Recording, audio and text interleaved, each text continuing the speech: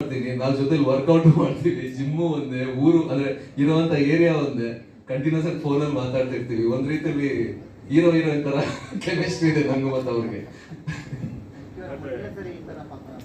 ಬಹಳ ಆಸೆ ಇತ್ತು ಒಂದು ಹಳ್ಳಿಯ ಒಬ್ಬ ಗಟ್ಟಿಗ ಹುಡುಗನ ಒಂದು ಪಾತ್ರವನ್ನ ಮಾಡ್ಬೇಕು ಅಂತ. ಹಳ್ಳಿಲಿ ಯೂಶಲಿ ಹುಡುಗರು ಇರ್ತಾರೆ ಈ ತರ, ಅಂದ್ರೆ ಮುನ್ನುಗ್ಗೋ ಹುಡುಗರು, ಊರಲ್ಲಿ ಒಂದು ಸಮಸ್ಯೆ ಹೋಗಿ ವಾಲಂಟಿಯರ್ ಆಗಿ ಕೆಲಸ ಮಾಡೋ ಹುಡುಗರು ಹಳ್ಳಿಲೇ ಸಿಗೋದು. ಸೊ ಅಂತ ಒಂದು ಪಾತ್ರ ಮಾಡ್ಬೇಕು ಅಂತ ಬಹಳ ಆಸೆ ಇತ್ತು ಸರ್.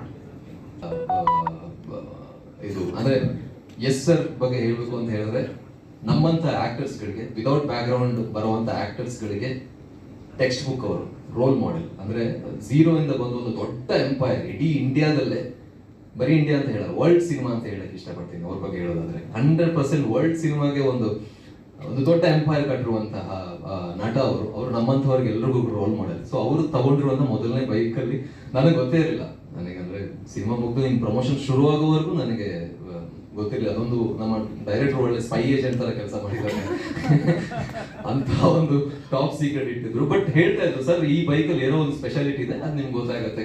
ನಾನು ಏನು CBC ಓಕೆ, ನಾವು ಕಾಲೇಜಲ್ಲಿ ಇದ್ದಾಗ ನಾವು ತುಂಬಾ ಇಷ್ಟಪಟ್ಟಂತ ಬೈಕು ಏನಿರ್ಬೋದು ಅಂತ ಅನ್ಕೋತಿದ್ದೆ. ಬಟ್ ಖುಷಿ ಇದೆ, ಆ ಬೈಕಲ್ಲೇ ಒಂದು ಒಳ್ಳೆ, ಅಂದ್ರೆ ಇಡೀ ಸಿನಿಮಾದಲ್ಲಿ ನನಗೆ ಇಷ್ಟ ಆಗಿರುವಂತ ಶಾರ್ಟ್, ಅದು ಒಂದು ಸ್ಟಂಟ್ ಎಲ್ಲ ಮಾಡಿದೀವಿ.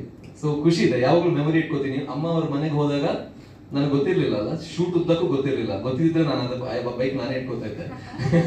ಬಟ್ ಅಮ್ಮ ಅವ್ರ ಮನೆಗೆ ಹೋದಾಗ ಆ ಬೈಕ್ ಜೊತೆ ಸೆಲ್ಫಿ ಎಲ್ಲ ತಗೊಂಡು ಇಟ್ಕೊಳ್ತೀನಿ. ಎಲ್ಲೂ ಪೋಸ್ಟ್ ಮಾಡಕ್ ಆಗಿಲ್ಲ, ಅದು ಟಾಪ್ ಸೀಕ್ರೆಟ್ ಅಲ್ವಾ ಇದು, ಎಷ್ಟು ಸರ್ ಅವರ ಅಮ್ಮ ಪ್ರೊಡ್ಯೂಸ್ ಮಾಡೋದು ಅಂತ. ಸೊ ಹಾಗಾಗಿ ಪೋಸ್ಟ್ ಮಾಡಕ್ ಆಗಿಲ್ಲ, ಇನ್ನು ಪೋಸ್ಟ್ ಮಾಡ್ತೀನಿ ನಾನು.